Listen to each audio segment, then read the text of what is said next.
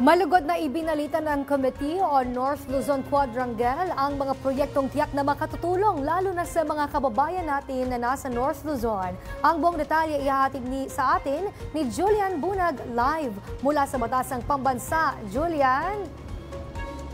Princess, isang mahalagang usapin ang tinalakay kanina sa pagdinig ng Committee on North Luzon Quadrangle. Kabilang dito ang naging ambag ng mga Region 1, 2 at Cordillera Administrative Region sa ekonomiya ng bansa.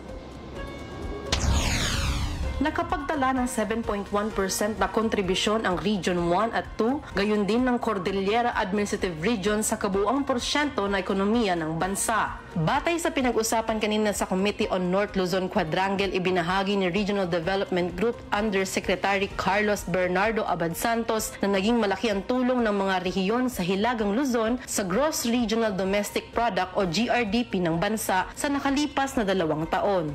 Tinalakay rin ni Pangasinan 2nd District Mark Coangco sa komite ang mungkahi na gawing tulay ang 40 kilometrong dike sa pagitan ng mga bayan ng Lingayen, San Carlos, Orbis, Tondo at Bayambang sa Pangasinan. Ang nasabing dike ang maglalapit sa higit 2 milyong mga residente mula sa 3 distrito ng Pangasinan sa Tarlac Pangasinan La Union Expressway o TPLEX at maging sa proyektong Lingayen International Airport. Bunsod niyan, nagpahayag ng pagsuporta ang Regional Director ng Region 1 ukol sa gagawing pagsasaayos ng nasabing dike.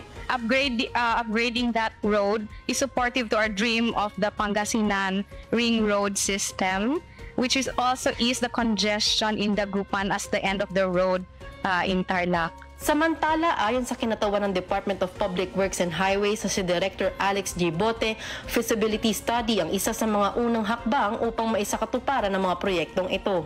First stage that we can do is, tama po yung sinabi ni Undersecretary Pipo, that we can go onto the feasibility study first. We all know that the feasibility study will determine everything.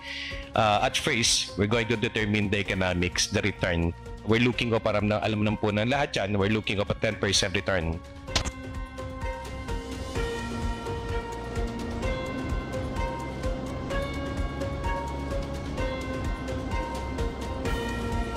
Princess, ayon pa sa mambabatas, magkakaroon ng 2 phase sa paggawa ng airport.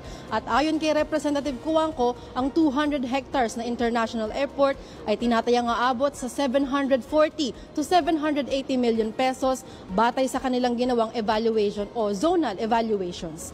At yan lamang muna ang pinakahuling update para sa totoong balita sa Bagong Pilipinas. Julian Bunag, Congress News. Maraming salamat, Julian Bunag.